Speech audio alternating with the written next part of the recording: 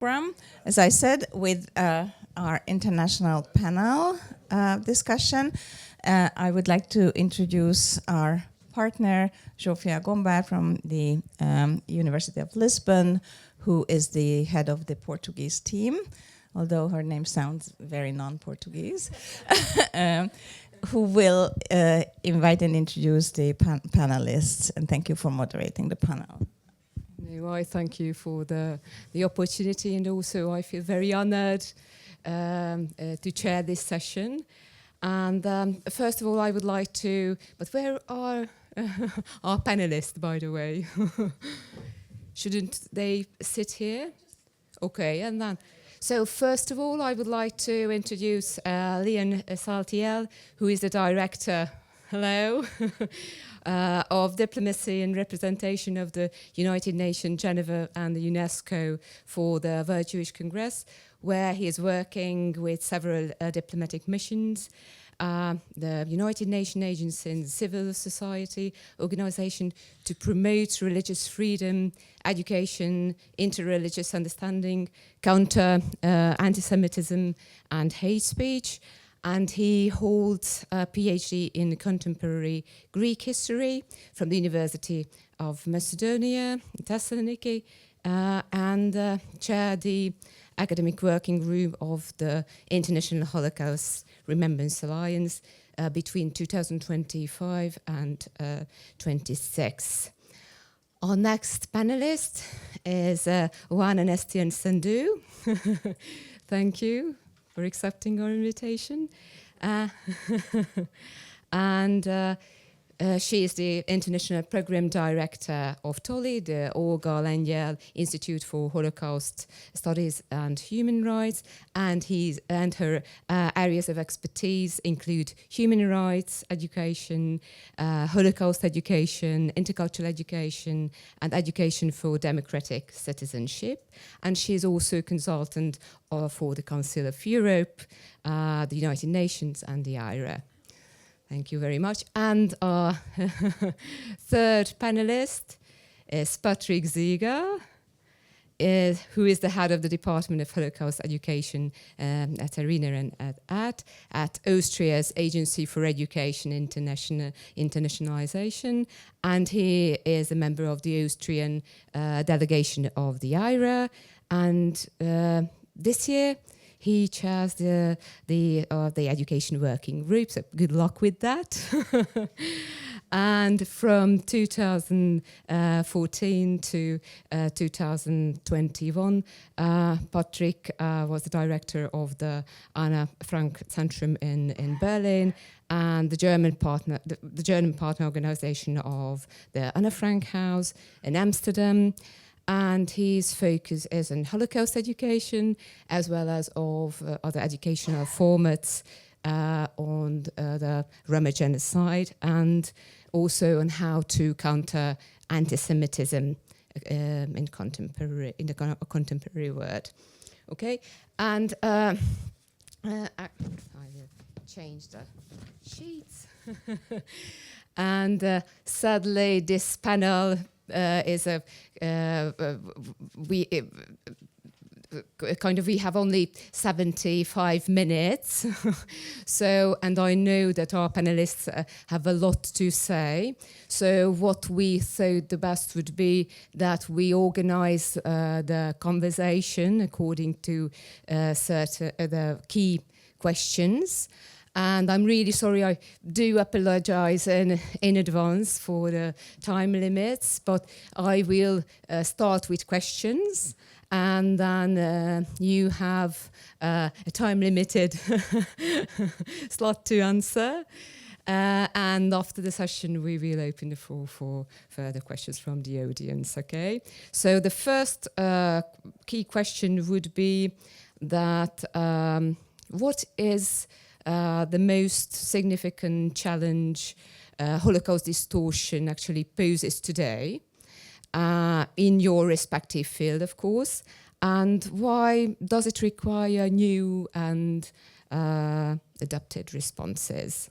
You have 3 minutes to respond. Leonard, would you like to start? Sure, thank you. Thank you so much for the organizers, Andrea, for inviting us to this very important conference here in Budapest today. I feel I'm among friends, so I will speak frank and open. So I feel I'm under Chatham House rules, so we don't see what we say tomorrow in the newspaper. And I also have to start to say that I am myself a Holocaust historian, but I come to you with a very pessimistic perspective, especially as I deal a lot with the United Nations, which is often an antechamber of what we see later to universities, to the media, and to the wider society. And in the topic of Holocaust distortion, I see a time before October 7 and after October 7. And in the after October 7 period, I think we are in the crossroads of two simplifications. The first is what we can say Holocaust inversion, where now it's the Israelis who are perpetrating a new genocide. And we have also the case at the National Court of Justice in The Hague that exemplifies that and somehow has polarized and politicized a lot the discussion about the Holocaust. And the second is the Israeli response to that, which after October 7, the Israelis say they are the victims of the new Holocaust. And that October 7 was a new pogrom, the worst pogrom since the Second World War. And we saw how, for example, the Israeli ambassador appeared before the United Nations wearing the yellow star shortly after October 7. He was even rebuked by Yad Vashem. So this is sort of like the two crossroads that I see. And I'm very worried about this, as I said, politicization and polarization, which leads, of course, to distortion. We also see that after October 7, many are happy to bury the Holocaust. They reverse also the guilt. What Israel does to the Palestinians is what Nazis did to the Jews. The promise of never again is again turned around at its head. I've been to Holocaust museums that struggle to promote their message. I was in a museum in the United States which had created an exhibition on genocide. A few weeks before, it was supposed to open a few days after October 7. It hasn't been opened because they are afraid of how the public will react. And it's a question of when you enter into a Holocaust museum or you go through a Holocaust education or you are taught about the Holocaust in a classroom, whether the first question the student will ask is, what about Gaza? And I think that's why I speak about this October 7, and I will conclude that, no, we have a lot of time. We can speak about later, but I see a lot of what Catherine also said. People try to avoid the topic. I'm told also it's not the time now, why you are doing it now, it's not relevant, etc., etc., etc. So happy to discuss more in the last discussion. Hi, everyone. So I would say that from an education perspective, one of the biggest challenges is the lack of awareness. So Leon mentioned a couple of, let's say, newest forms of Holocaust distortion, but Holocaust distortion has been around for a long time. And I have been working with teachers, and recently, in the last few years, we started to address in our Holocaust education trainings Holocaust distortion specifically. And in the beginning, I asked the teachers, is this something that you see in your schools? And most of them said, not really. And then after only 90 minutes, we do a session, we understand the different forms of distortion, different forms of manifestations, and they are like, wow, actually, I see this in my school, and I have seen it, but I haven't realized what it is. And in this in only 90 minutes. And I'm working in many different countries in Europe. So I can say that this is an observation I had, and this lack of awareness, I think, is extremely important. And I don't know if in 3 minutes I can also give the answer, because you also asked about how to counter it. So I think that we should not continue to expect that Holocaust education in a traditional way of teaching it will solve any problem. So I think that the key is to address Holocaust distortion specifically. And I can also say that working with teachers and working also with the students, this is a topic that is interesting for them because they see it, they can relate to it, it's very practical, they see it on social media. And if they learn also how to react to it, it will motivate them to continue working, towards learning more and towards being active citizens. It's not easy to be the third. After a lot of input we have heard this morning, and also from what Katrin Meyer started with, that summarized already a lot of the challenges we're facing, but also the opportunities. One thing I really want to repeat is that, of course, Holocaust distortion is not a new phenomenon, especially coming from a country like Austria, where I would say Holocaust distorted already in 1945 or even earlier, and for a country it took decades to come to terms with its responsibility for the Holocaust. It was full of distortion for decades and decades. I think what is new is, and this is really an achievement also by the IHRA, that we have a term for it and a concept for it, although at the same time I have to admit we're still struggling with a good translation for it. In German we always speak about Verharmlosung, relativizing it. There is not such a good term like distortion, which makes it sometimes a little bit difficult. And so I don't want to repeat what the challenges are. I just want to foster the one or other thing. When you look at the figures we've just seen from the Deconstruct project when it comes to knowledge, I'm afraid the problem is even bigger. If you look at the Jewish Claims Conference survey we have seen last year, it's unbelievable. It's really unbelievable that about 46 young people in France never heard of the Holocaust or the Shoah, or also in countries like Austria or Romania, it's 14 or 15%. And this is the one side, the going down of factual knowledge. But what really makes me even more worrying is what you also said, that so many people, it's 35% in Romania of the young people and about 30% in France, say that the numbers are highly exaggerated. So what we really face is a lack of trust in factual knowledge, in evidence-based knowledge, and therefore what you try to achieve with this project in the sense of foster critical thinking, I think, and when we come to projects or approaches, one important thing is really to bring to schools what science, what academia, what evidence-based research actually really means, that an opinion is not a fact. But there are certain international standards how we do scientific approach. And in Austria, since a few years, we have a new public science program, also from our Agency for Education, where we bring researchers, scientists from universities to schools in all kinds of fields, in physics, mathematics, chemistry, but also in history and sociology, to explain students how science works. And I think this is just one puzzle among many to also fight Holocaust distortion.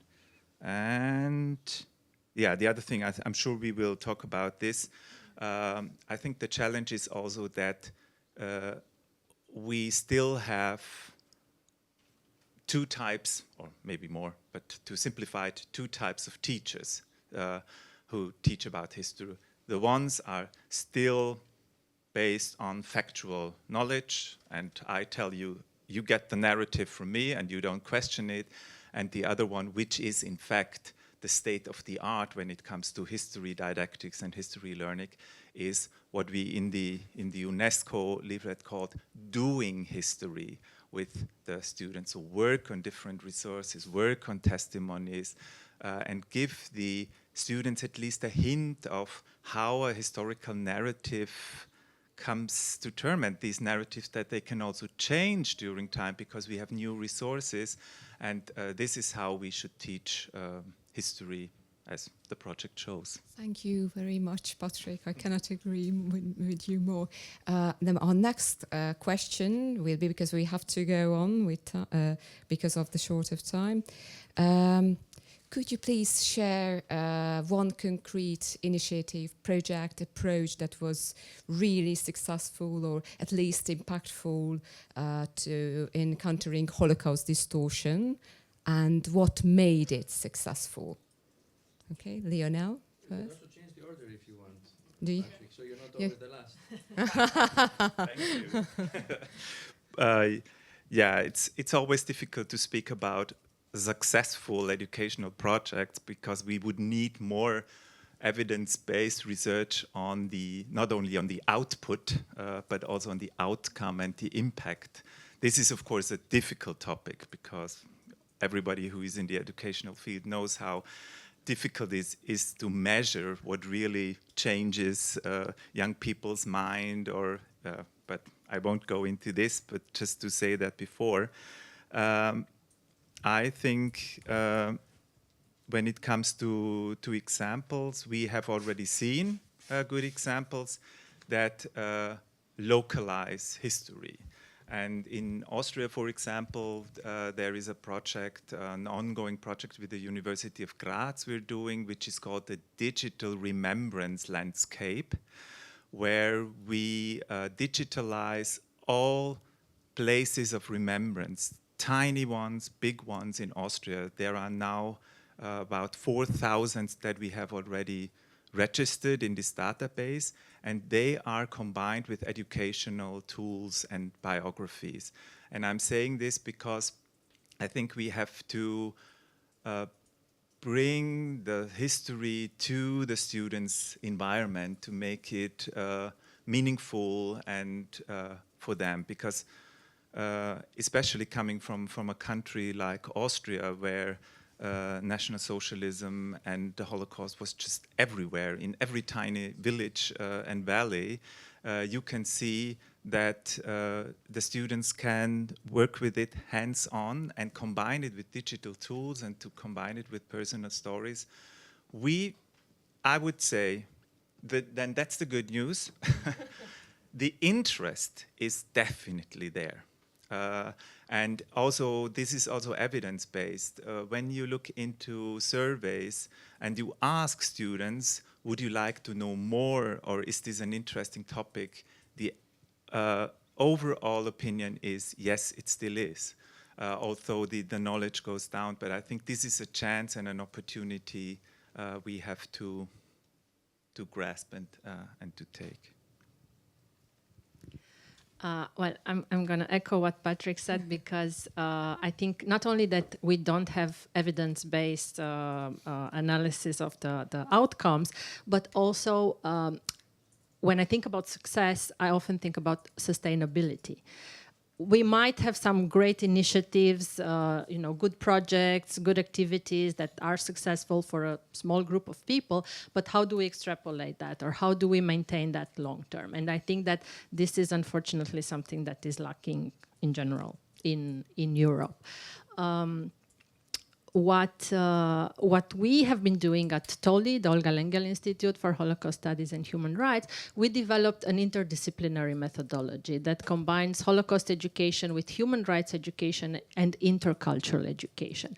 The aim being to look at the past through the lens of human rights, so to understand the mechanisms that led to the Holocaust, and also to look at it from an individual perspective. And we do all this to learn better what happened in the past, but also to give young people the motivation and the tools to become active citizens in the present. For us, it's very important to connect the past with the present. And this shows them that they have agency and shows them that they can do something. It's not something that we just learn because the teacher tells us, or even, if we go visit something, or we do it in a more interactive way, and then it stays there. But then, okay, so what do we do now with everything that we learn, with the competencies that we develop? How do we put them in practice into present. And besides this interdisciplinary methodology, as I mentioned, for us it's important to ensure sustainability. So over the years we try to develop teacher networks and to develop partnerships with various organizations like Zahor and others in Europe, so that we can ensure this sustainability. So we can ensure that teachers, after they come to the seminar and they say, oh, it was so great, we learned so much, okay, now what? Because it often happens that there are some obstacles that would prevent them to put in practice what they learn, bigger or smaller obstacle. So I think that partnerships are important to make sure that we put in practice what they learn. We ensure long-term impact. And also something I want to refer to what Patrick said, that 2 types of teachers. Of course, there's more. But I think there's also good intention teachers who lack awareness of their own biases, for example. And I think this is something we have to work on, and I think that in general, this is not something that it's paid a lot of attention to for various reasons, also psychological, because it's so difficult for all of us to accept that we have biases, but we all have biases. And this is something that we're also working on with the teachers, creating safe spaces where they can unpack the stereotypes that they have, anti-Semitic biases, so that they can become better teachers for the students, and they can teach their students how to take a step back when they're just repeating distortion and anti-Semitism that they heard without taking it through the critical thinking process. Okay, thank you very much.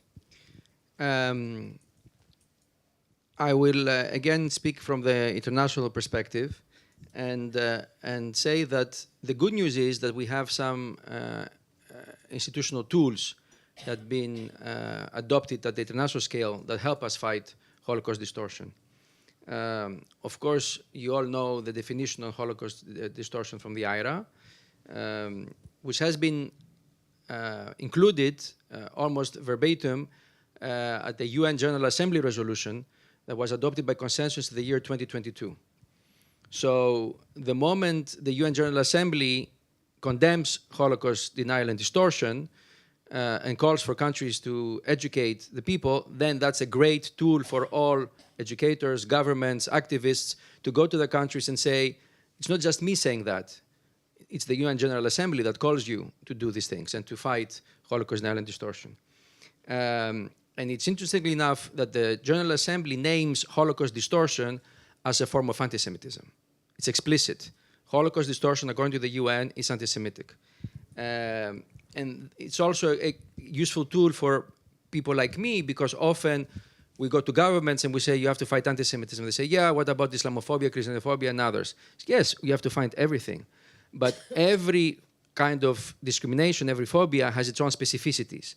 And Holocaust distortion is very particular to anti-Jewish hatred. So it's important to find the necessary tools to fight all the different kinds of phobias. And if you don't know the different components of the phobias, you cannot fight them. So the fact that the UN says the Holocaust distortion is a form of anti-Semitism, that's a very good step forward.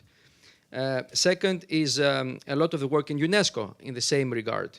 And we, with the World Jewish Congress, we work together with UNESCO. There's this publication's History Under Attack, Holocaust Denial and Distortion on Social Media, and I'll give you copies after. This is another publication we co-produced, AI and the Holocaust Rewriting History. Patrick mentioned this booklet that UNESCO also produced with the Austrian Ministry of Education, Countering Holocaust Denial and Distortion Through Education. And they also published a guide on Holocaust denial and distortion for journalists. So the fact that there is the UNESCO logo on them is a great also entry point for you, because when you go to the schools and you use some of that material or you refer to that material, it's not a Jewish community or the World Jewish Congress or somebody who developed them, it's UNESCO that enjoys a lot of international prestige and is seen as neutral and they do actually an excellent job. The third point, and I will conclude, is that in my chairmanship of the academic working group of IHRA, we realized that we have a problem in what we call the future of Holocaust studies. we realized that in many countries there's no program to study the Holocaust. That also doesn't create a new generation of Holocaust scholars. And if you don't have Holocaust scholars who know what they're talking about and they become an authority, they cannot fight back to distortion, because anybody can go to Wikipedia and write whatever they say, but you need an authority to reply and to know what they're talking about. And if you don't have educational programs, you don't have university departments, you don't have chairs on Holocaust studies, how you can cultivate this new leadership? So we had a recommendation that was presented to the plenary of the IHRA, encouraging all IHRA member states to have at least one track, educational track, in the highest education, to allow for the study of the Holocaust and the genocide of the Roma. Of course, every country has different educational systems, but it's a call that has to be heeded, and it's something that we need to continue calling, because if we don't have a new generation of Holocaust scholars, you know, who will correct the distorters? So, thank you. We thank you, and thank you very much for your answers. And the next question would be, how should responsibilities be balanced between education system, policymakers, and international organizations in addressing Holocaust distortion? And where are the current gaps? Okay, Patrick, would you like to? No, this is... This is such a democratic panel, I love it. No, me too. Obviously, I think schools are the most important places to address this, but schools cannot do all this job without proper teacher training, without proper allocation of resources, and without the institutional backing that is needed when you address sensitive topics. Now, when it comes to policymakers, of course, they create the framework, the national curriculums, they allocate resources, but they also have to protect against the instrumentalization of history, to ensure academic freedom, which is not always the case. Also, you know, referring to what Leon said earlier about having Holocaust education chairs in different universities that are real historians and not people who are just following the propaganda. You know, without the structural support, the work in the classroom will remain fragmented if it will happen at all. And when it comes to international organizations, of course, they offer guidance, they offer coherence, they create recommendations, definitions, training materials, they ensure cross-national cooperation and create standards for good practice. In my opinion, the gap lies exactly in the relationship between these three entities. I think there needs to be more strategic and coordinated ways in which we ensure that whatever these three entities are doing, they are communicated to one another, because you know, you might have a situation in which everyone is doing their job well, but nobody knows of what the others are doing. And I mean, I can give also examples from my experience. A couple of years ago, I was working with IHRA and UNESCO to develop a training curriculum on Holocaust distortion.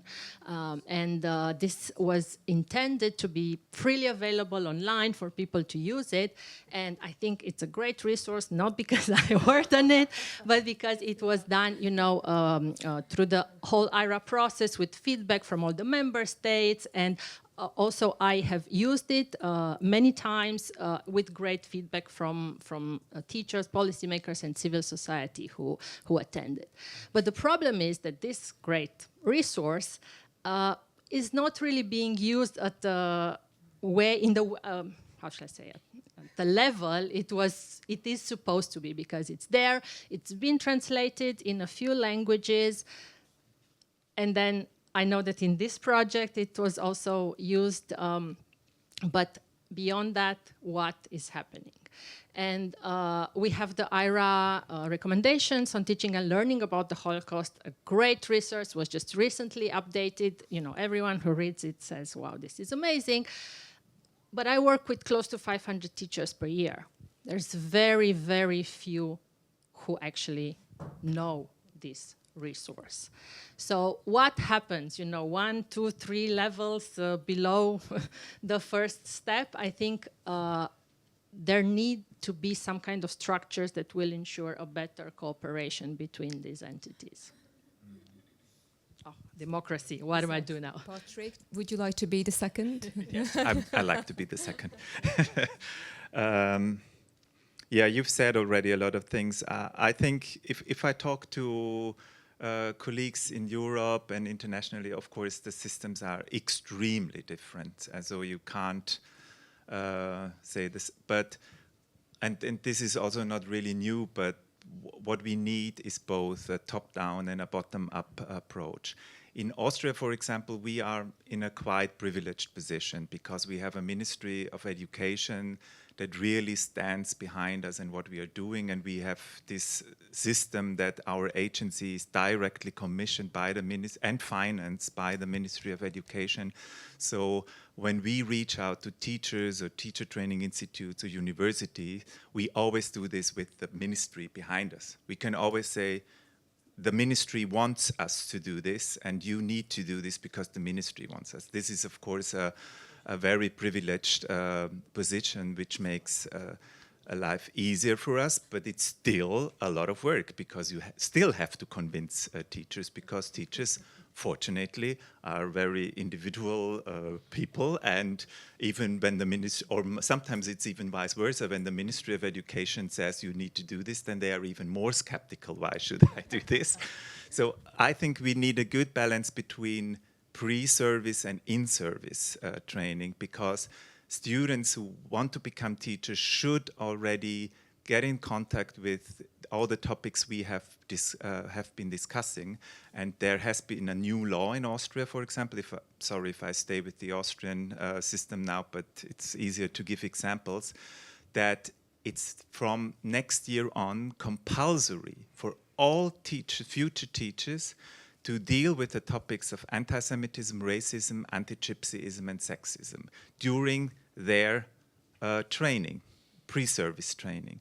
And I don't expect miracles from that, but at least at some point it was part of my studies before becoming a teacher, and this is at least something we can hopefully in service training then build up, because I think it's 1 month ago I found it very interesting that also the UNESCO published a survey on fighting anti-Semitism through education. They did a survey amongst teachers in Europe, and what I found interesting and was very resonating in me, that I think it was about 60% of the teachers said, I have a big knowledge about anti-Semitism. I know a lot about anti-Semitism, therefore I don't need to go to a training.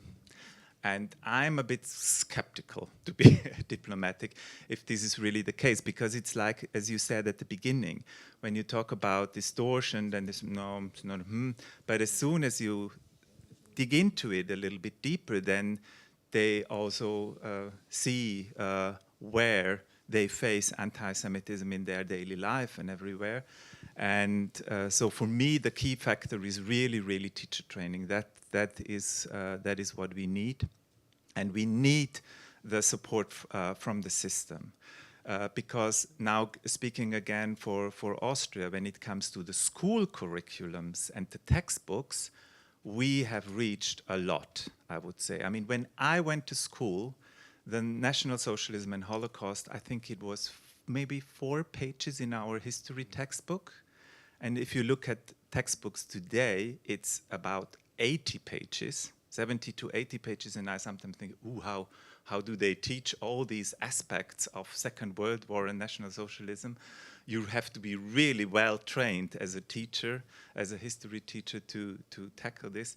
So that's why, but again, this is not true for all European countries, but for some, the basis is there. It's in most of the curriculums, but the question again is, as you started today, it's not about the what, but the how we teach it then. Yes. Okay, thank you very much. I will also try to answer this question with what I said before after October 7, that I see Holocaust memory fading and getting politicized. And let me also take a further step back. Kofi Annan, former Secretary General of the United Nations, said that the UN was founded on the ashes of the Holocaust. And this is not just a catchphrase. A lot of the international system that we have today was established after 1945, including the United Nations, with the memory of the Holocaust in mind. So we have for whoever is studying international relations or law, you all know the Universal Declaration of Human Rights, the Genocide Convention, the International Covenants for Civil and Political Rights, Economic, Social, and Cultural Rights. All of them are based, and all the UN agencies, UNESCO, if you read the charters and the preambles, they all refer to the Second World War and the atrocities that we witnessed. So somehow the international system we have today is founded as a response to the Holocaust. So I always say to UN diplomats, distorting the Holocaust is distorting the reason why the UN and all the international system we have today was created. And I think a big part of what we see today as the crisis of multilateralism and of what we call the rules-based international order is because of the memory of the Holocaust fading away. So it's not only a threat to democracy, it's not only a security threat, as IHRA had an event at the Munich Security Conference a few months ago describing the Holocaust as a security threat. I see distorting the Holocaust as a problem of where we are as a human society. And I think this is what should be stressed, of that if we continue not responding to this denial and distortion, we threaten this edifice, this building. We threaten the foundations of the building we have built. And we see already this building being shaken and about to fall apart.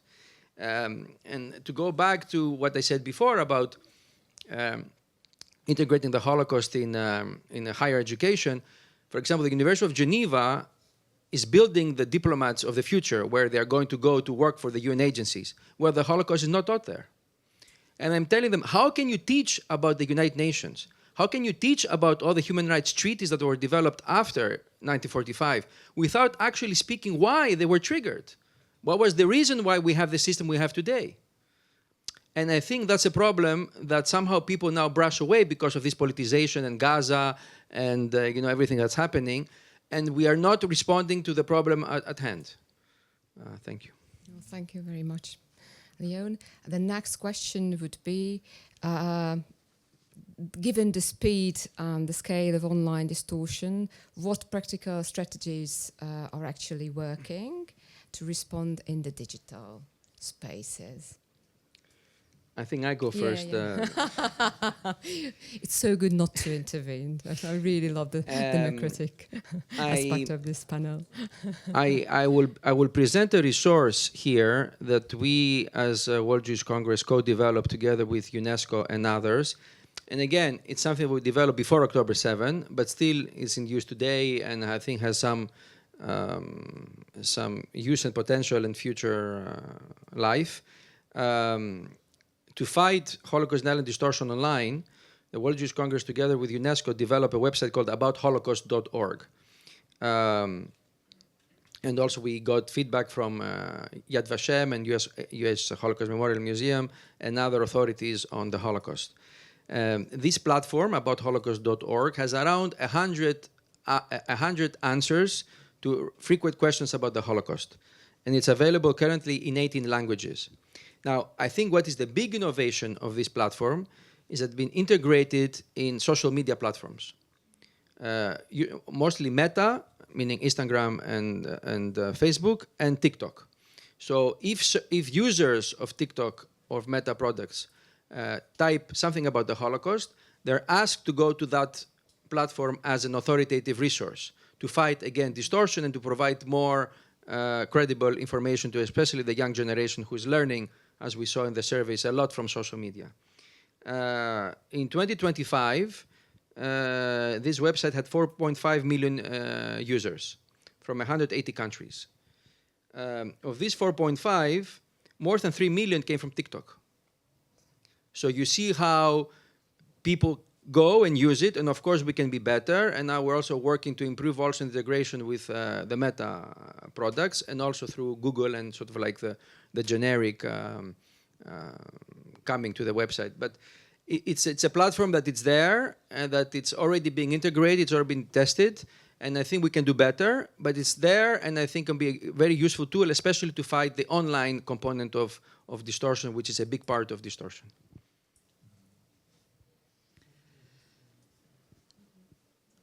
When I think about strategies to counter something, I always want to differentiate between preventative and reactive strategies. And I think that, well, I mean, you kind of talked about both of them. So on the preventative side, obviously, we need education. We need young people to become aware that they will encounter such things online, and also to learn how to stay away from them, how not to be attracted, because one of the problems we also have nowadays is populism, and that can be very attracted to young people who feel the need to belong, to feel valued, and somehow populists and extremists are much better at marketing than people who value democracy. So on the preventative side, of course, education is important. But again, I want to stress not just like general education about the Holocaust, specific education about like what you are encountering. Let's talk about what you are seeing online and deconstructing all that. And then on the reactive side, I think all of us have a responsibility to counter Holocaust distortion. And I think all of us can do something. It doesn't have to be big. I mean, we don't have the power of the UN to tell Meta what platforms to embed.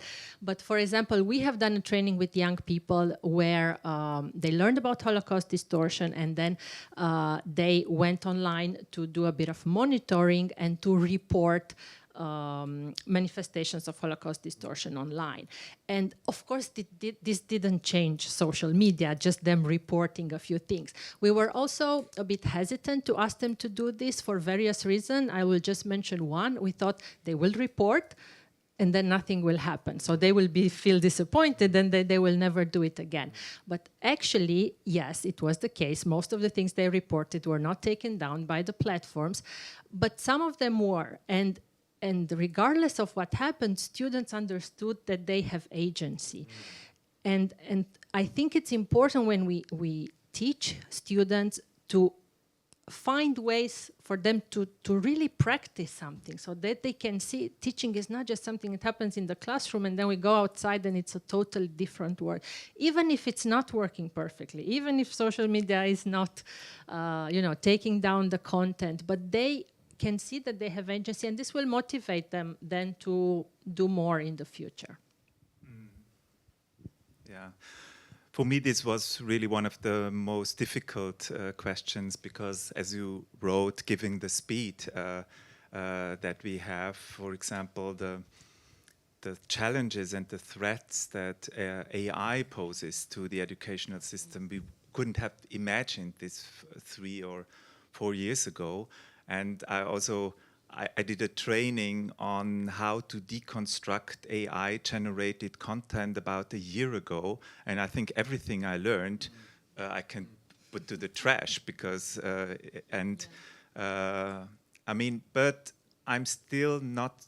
I'm still optimistic. If I don't have children, but I speak with my nephews and nieces quite often. They are in this age now, between 14 and 18, and how they deal with AI in schools.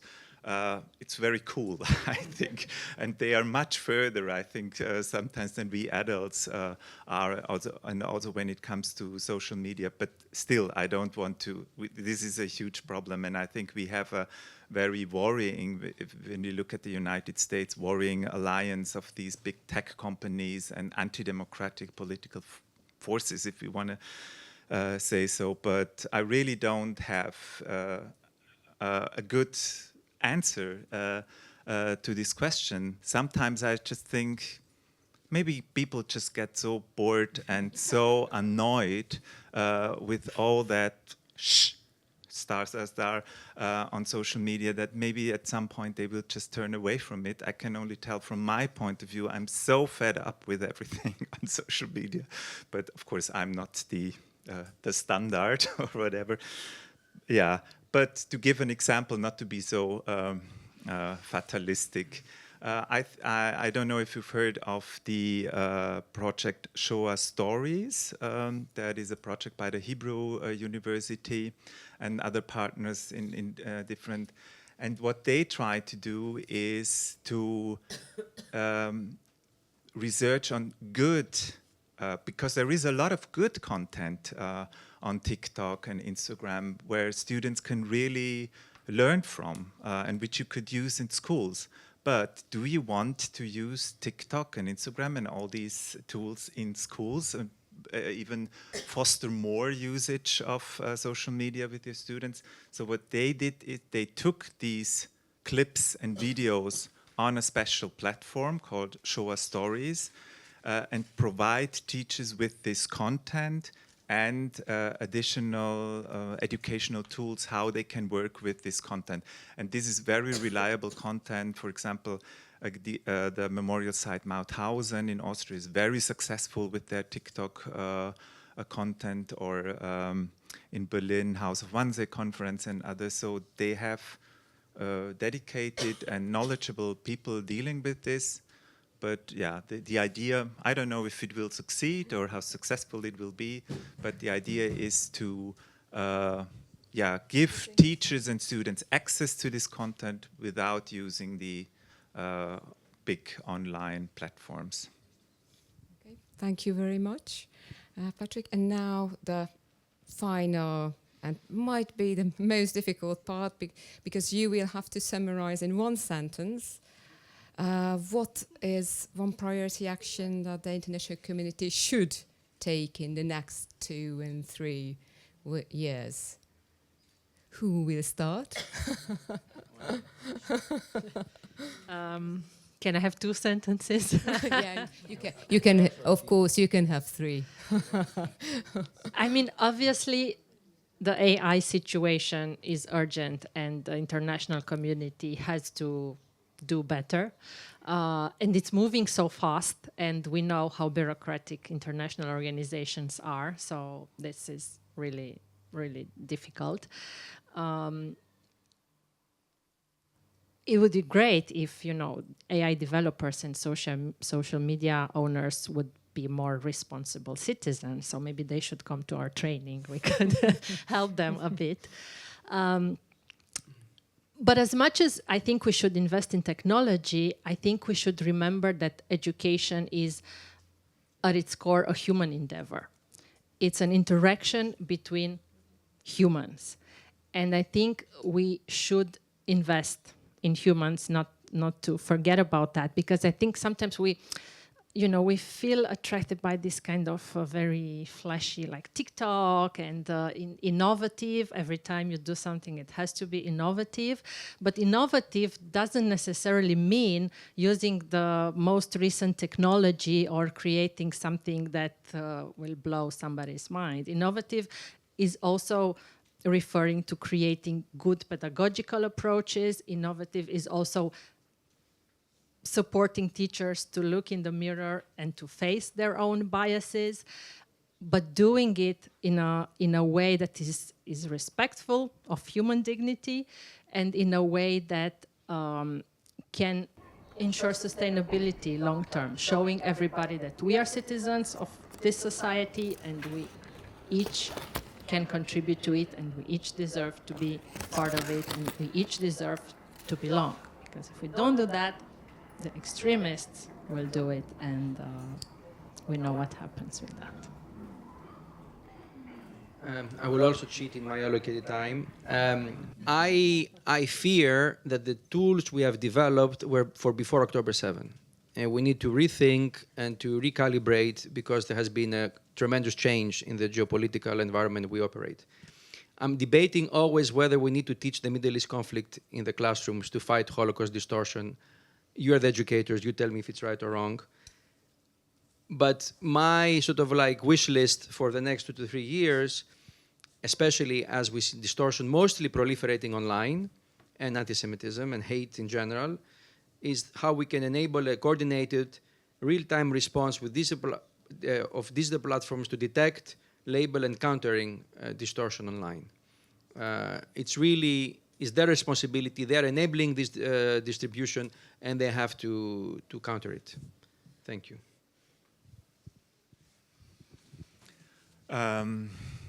I would say that critical self-reflection of what we are doing on the one hand side should be a key factor for what we are doing in the next year. And so I'm with you, Leon, that after October 7th, a lot of things need to be questioned if we are on the right path. Saying this, at the same time, I would also say we should be self-confident about what we know, what we do, and that we as historians, educators, should not leave the floor or give the floor to others who have not this, I would say, centuries of knowledge and experience. So we should self-empower us also in these kind of events and international networks.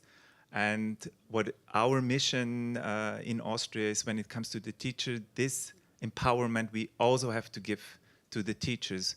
We have a lot of dedicated teachers who want to do good lessons, who want to do a good job, and they need our support, and this is what we can provide them with. Yeah. Okay, thank you very much. And now I would open the floor for questions. Come on, don't be shy. They were so clear. Yeah. I just want to echo you there. Anything that you would like to comment, or it doesn't have to be a question, but yeah. Dorina? Thank you. It's just a short remark, and I would like to point out the importance of when you see AI-generated false image or content, then you shouldn't be viewing it so long. So you have to sweep further immediately, and you shouldn't react with angry faces or sad faces, because that's also feeding the algorithm. So this is one little thing you can do beside the reporting of the content. So that's it. Thank you. Thank you very much, Dorina. Okay, but any other questions, comments? But if not, then I would like to follow Dorina's suit. But that was a kind of a comment how to not to augment the kind of hatred that we meet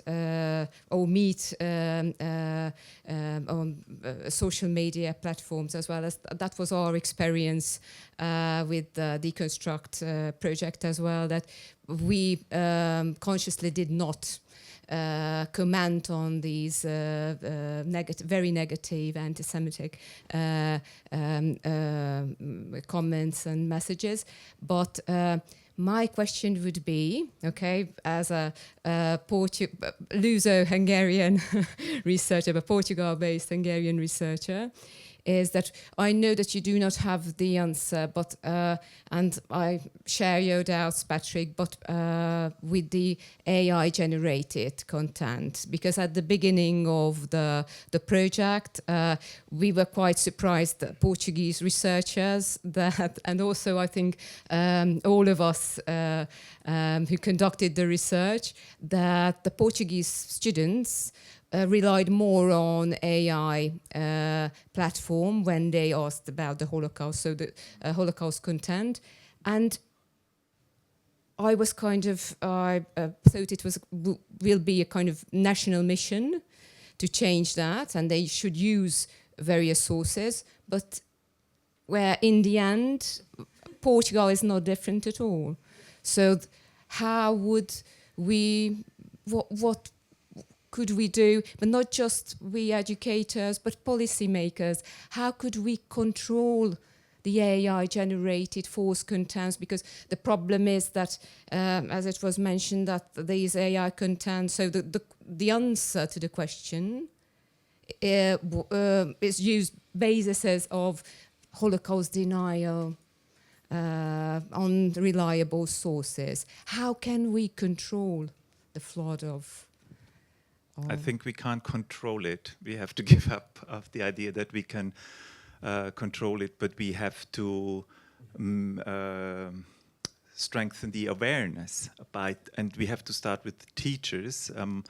Again, it's a big, another big thing, but we just had a training last week or the week before on a history teacher who is dealing a lot with AI in history lessons. It was very interesting what tools he uses with his students. And they have, I don't know if I can recount it now, but they have quite a simple model. It's done by a Swiss foundation, and they say teaching about AI, teaching with AI, teaching without AI, teaching through AI, and one fifth thing. I can't, of course, now remember, especially not in and it sounded on the one hand side very simple, but at the same time I liked it very much because they want to raise the awareness that you need to teach about the way how AI works, and he showed me some tools how very easily you can explain large language models to students. There are some interesting tools, and then you can use it for feedback. For example, the students write the text, and then AI gives them feedback, and then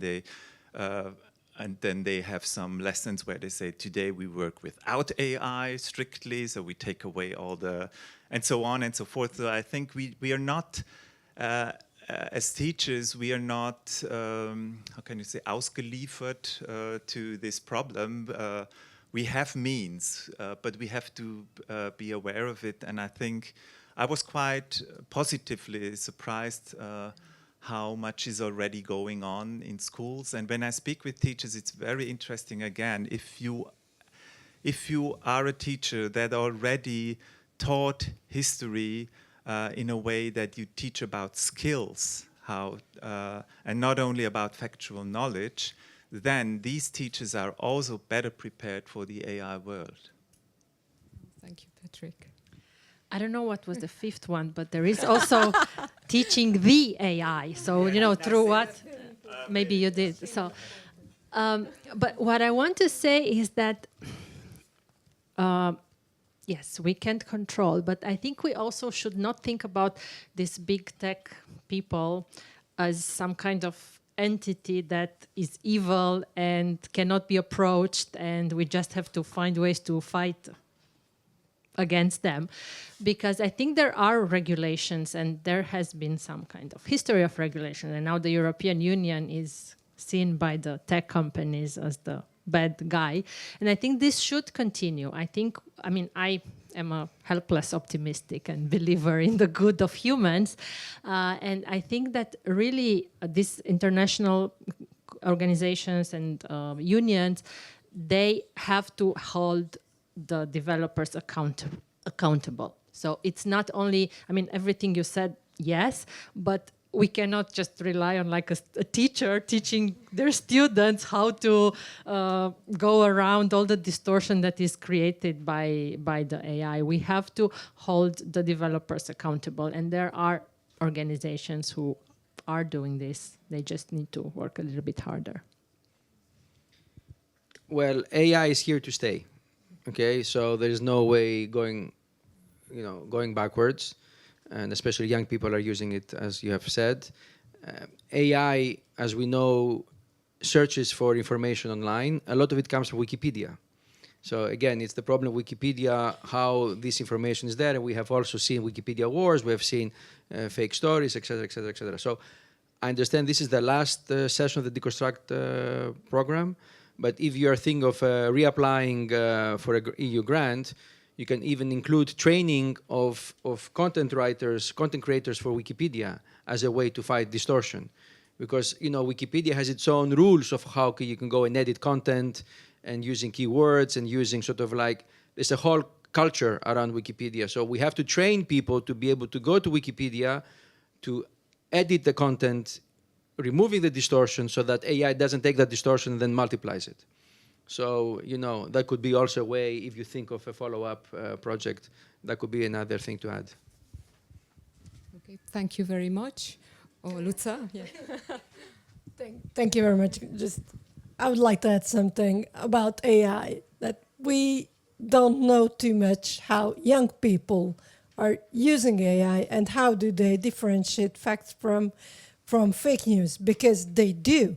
They do within 1 or 2 seconds, because they know they cannot look for a long time because it will ruin the feed or something.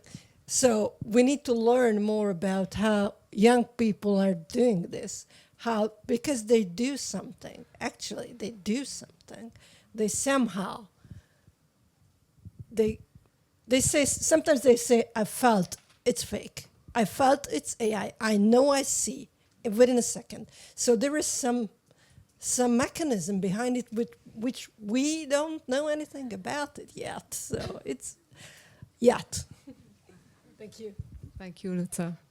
Well, it's definitely my daughter, actually, is also able to detect the AI-generated content. Okay. Thank you so much for the nice conversation, and maybe I hope we have time for this. But so Leon mentioned the whole idea of the UN, and based on the the mass killing of Jews in Europe. And Olga also mentioned that they incorporate the human rights education with Holocaust education. And I wonder how you can reconcile the tension between not comparing the Holocaust to other historical events and at the same time being the Holocaust as the major feed of the human rights.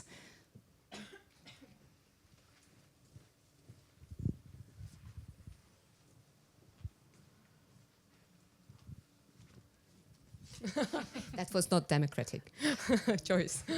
Thank you. I think, the international organizations recommend not, so comparing the Holocaust is not something that is forbidden. It's more like equating, saying this equals that. But when it comes to comparing, I think it's very important when somebody is doing it to understand why they're doing it, because you can do it to understand certain things. And of course there are resources like the IHRA resource where you can, that is more for the teachers themselves to reflect what you just said. And in this booklet, Countering Holocaust Denial and Distortion Through Education, there is, for example, also a chapter only on this topic about comparison, and there is even what they call a comparative grid. If you want to systematically have a historical comparison, then you can go along certain questions, who were the victims, who were the perpetrators, and so on and so forth, because nobody forbids, as you said, to have this comparison. But no, I don't have to repeat what you said. Okay, very quickly, because I cannot disagree. I mean, I agree with, and the way I approach things is I say, this is reminiscent of totalitarian regimes. I don't say this is reminiscent of the Nazis, because the moment you call somebody Nazi or Hitler, it's the end of the discussion. It's this rule, I think, on social media that after six exchanges, the word Hitler or Nazi appears. So, we have to try to avoid that. We have to try to avoid giving sort of like the carrot for then distortion to happen. Quick thing. So one thing we always say to our teachers is we should never make comparisons of suffering, because suffering is very personal, and we cannot say that the people in this event suffered more than the people in that event. Even if you broke a nail, it's your own personal suffering. You cannot compare it. You should not compare it. You should not quantify it. So comparisons are more at an intellectual level, not on an emotional level. Thank you very much. And now I would close the session. Thank you very much. I just wanted to say that one kind of takeaway. I know you want to what Oana you mentioned, and it's really there are lots of messages and takeaways that we will take home, but that the individual participation, so that every one of us should fight counter Holocaust distortion. Well, we cannot go on without educators and policymakers, institutions. So thank you very much for your answers and contributions.